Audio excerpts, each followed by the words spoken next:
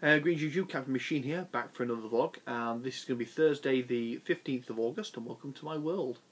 Now, there are several topics I want to talk about, and I'm going to do one topic a day, keep it nice and organised and keep the videos shorter, make them less threatening in terms of people trying to put their life around this sort of stuff. But what I was going to talk about originally is going to get postponed to another day, probably tomorrow. And I'm really sorry I didn't get a video out yesterday, but on with the show. Basically today I learned the news just broke that Chaosium are doing a Kickstarter for one of their big products. Basically, this is going to be horror on the Orient Express. Now, for those of you not in the know, Call of Cthulhu has been around for a long time. I think they've had their 25th anniversary very recently. And if I'm wrong about that, I do apologise. But in that time they've had some really big mega campaigns which are cemented in the heart of gamers across the world. You've got Shadows of Yog-Sothoth, which I believe was their first. You've got Nasanael-Otep. You've got Mountains of Madness, Horror on the Orient Express, and Tatters of the King. They're the big ones. In my honest opinion, ironically, the last one, Tatters of the King, is actually the best one. That's the one I actually like running the most. I think it's the most consistent, the most to date, and if they can get a writing style similar to that in the new Horror on the Orient Express, which is going to be a reimagining and reworking of the original source material rather than just a straight reprint. One moment. Sorry about that, guys. Right, so for those of you not in the know, I'll give you a rough idea what's going on with all this. Shadows of Yog-Sothoth is still in print. You can still go to your local gaming store and you will find it. Same with Tatters of the King. In fact, obviously, because Tatters of the King is a very recent product, you shouldn't have too much difficulty finding it. Nasanael-Otep got a recent reprint recently, including the limited edition book, so that is incredibly easy to find. Mountains of Madness is not currently in print, but Chaosium have reprinted it several times, including both a hard and softback version, as well as the original box set as well. It is expensive to get it in your hands at the moment in time, but there was a glut of products that came out for it a while ago. Don't pay too much for it. Anything above £100 or what the equivalent of that is in dollars, do not pay, because there are people selling it for more reasonable prices out there. There are people scalping, basically. And then finally, you've got Horror on the Orient Express, which to my understanding only got one print run, maybe two, but I wouldn't know to be certain. And it is a fabulous campaign. So I run it. It's a lot of laughs. There's a lot of harshness to it. There's a lot of situations whereby being the characters, if it's role played well, will be tested.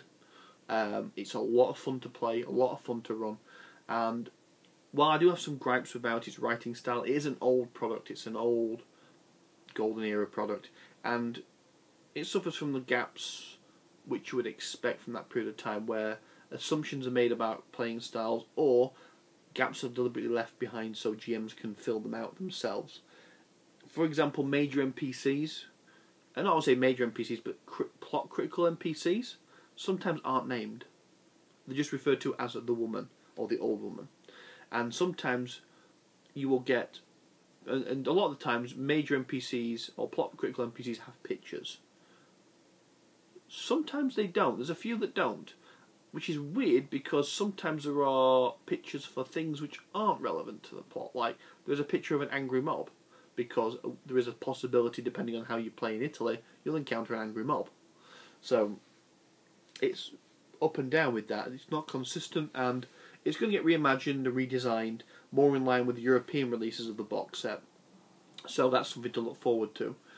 At the moment, it's got 45 days to go, and the $20 entry fee gets you the PDF copy of it, which is a fantastic price for just the PDF copy of what is going to be a great product. The $60 price point gets you the box set, and it goes up from there depending on what you want, and there's obviously several intermittent levels depending on if you want dice or you want tickets or anything else like that. I don't know what the postage is going to be outside the US, because I live in the UK. That's a big concern for me, because postage can get really expensive outside the US really quickly.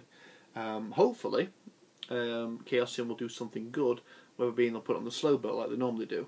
If you wanted cheap postage, you put it on the slow boat. It takes ages to get here, but it's cheap, really cheap.